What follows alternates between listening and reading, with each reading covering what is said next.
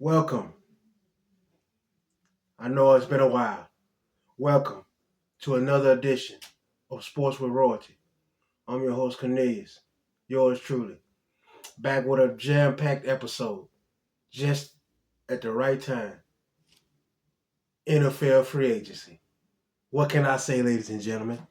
Your boy's happy to be back. I'm glad. Thanks to all who's joining me at this time.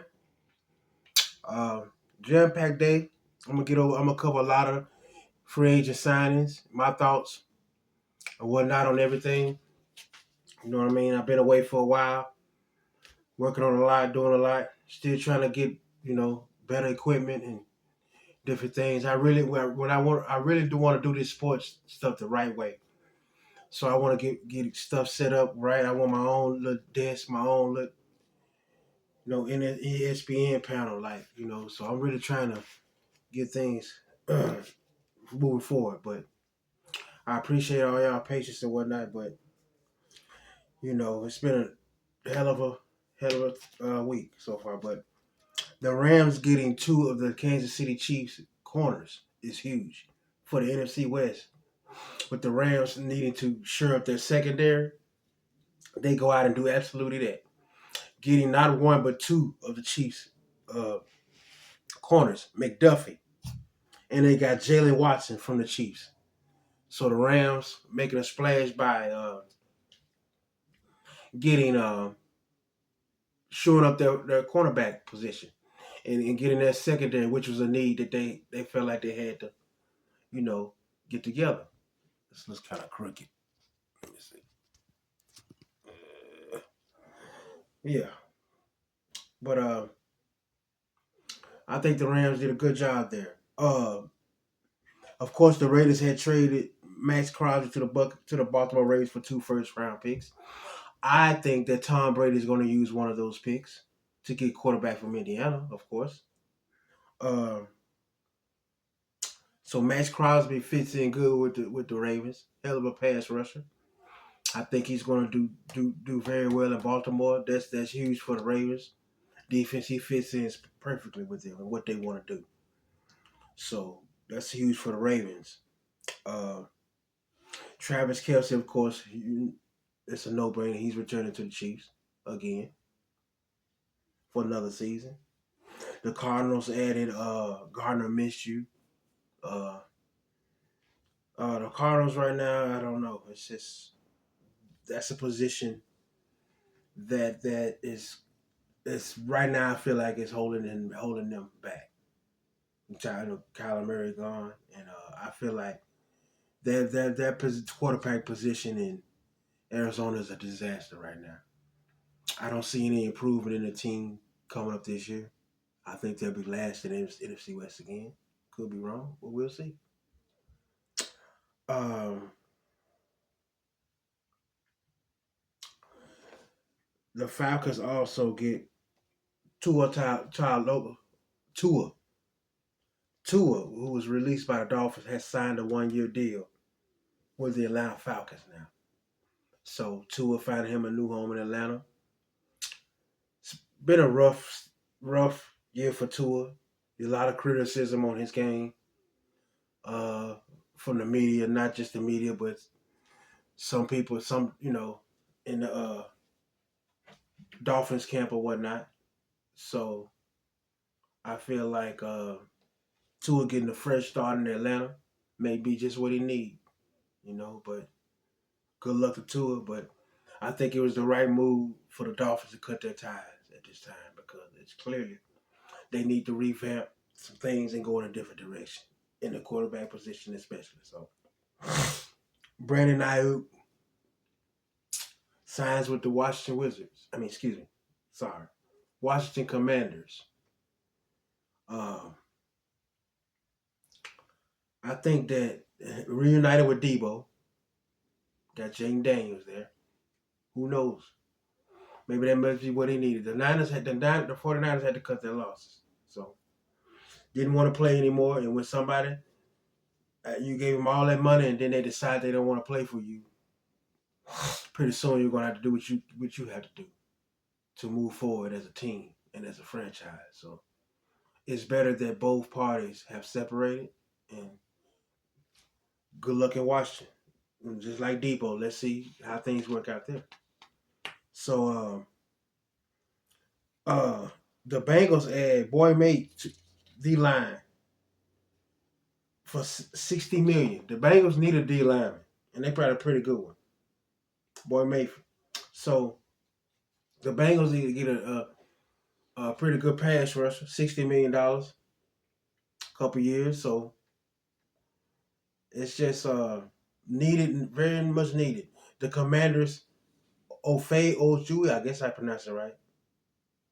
Odafe Oy gets $100 million from the Commanders. So the Commanders are shoring up their offense, getting a little defense. The Jets traded for Mika Fitzpatrick, the safety for the Pittsburgh Steelers.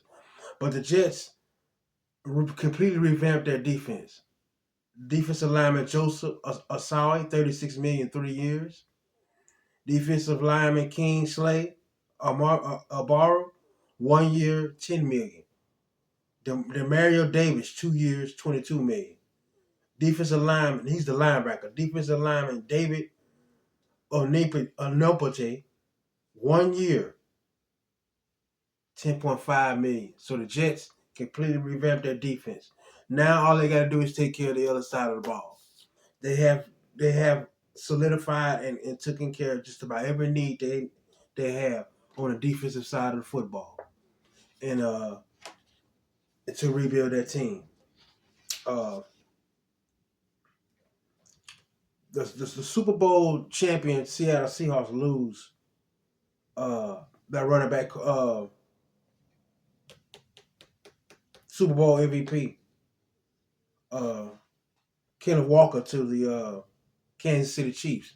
The Chiefs feeling got the running back that they wanted, and the Seahawks lose their running back. It's going to be interesting to see how they replace him. They also lose safety Kobe Bryant to the Bears. The Bears needing defensive help. Got a huge safety. Got the Super Bowl. So Seattle loses a few key players from their Super Bowl championship team, and so that's going to be key. The Steelers trade for Colts wide receiver Michael Pittman, which is huge, who led the Colts in with 80 catches last year, and they put him on the side of DK Metcalf now in Pittsburgh. So that's a hell of a pickup for the Steelers and a huge loss for the Colts. Mike Evans signs with the 49ers, 3 years, $60.4 million. A lot of 49ers in social media, I'm listening and I'm going back and forth, are saying that the 49ers are injury prone and they went and got somebody that's injury prone or on the back end of their career. 32 years old. But we're talking about somebody who has had 1,000 yards receiving 11 straight years, his first 11 straight years. The year he didn't have it, he suffered with some injuries. Only Jerry Rice is the only 49er to ever do that. So it's like, and if you look at your roster, that's the best receiver you have on your roster already that you just signed. Consistency. A huge target for Brock Purdy. It's going to open up things for Christian McCaffrey as well as Parcells in the slot. So while a lot of y'all are complaining, that's the best receiver you got now, and I think it's going to be a lot of. I'm willing to say this. I think that a lot of people going to be eating crow about this. I think there was a tremendous move for the 49ers. It gives you some offensive fire, and you're going to need it in that division. You're going to need it, but now you need to fix that offensive line. No matter who your quarterback is, if you don't protect them, they will look like a mediocre quarterback. You need to get more pass rush. Having no pass rush, as the 49ers are accustomed to having, is ultimately one of the biggest reasons that you failed last year. Seattle had the team built to win the Super Bowl.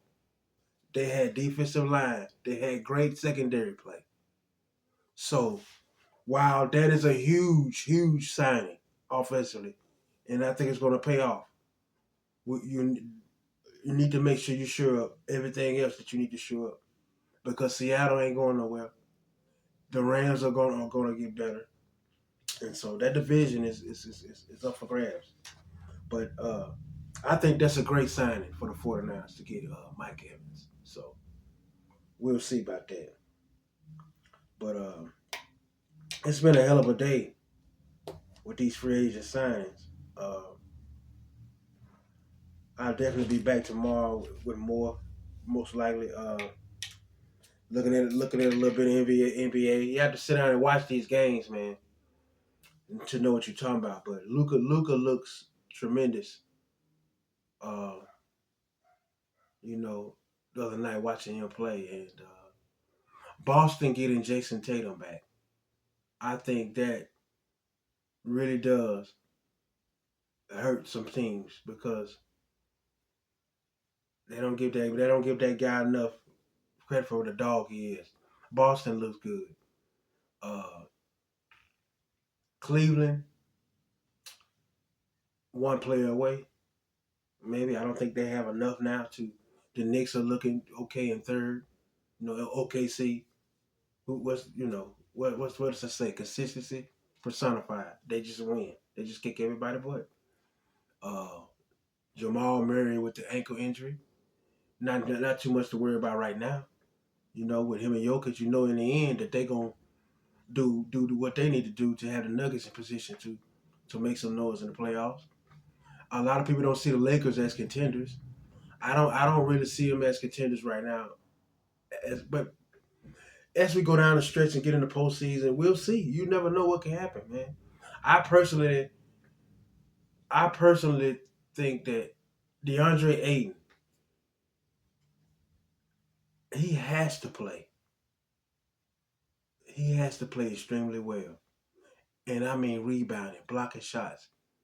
He has to be who everybody thought he was coming out of college. He has to play like the man possessed for the Lakers to have a shot, man. I just really feel like they have to have it. Uh, but the Rockets are really the team that I think uh, can make some serious noise. Of course, they're one of the best teams, but I mean, it's all about trying to beat OKC. Who do I think can beat OKC?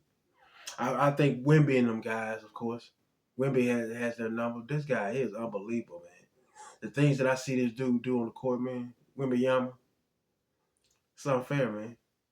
You know what I mean? But it's gonna be interesting to see what the NBA does down the stretch, or uh, it's you got a while till June, so we'll just see.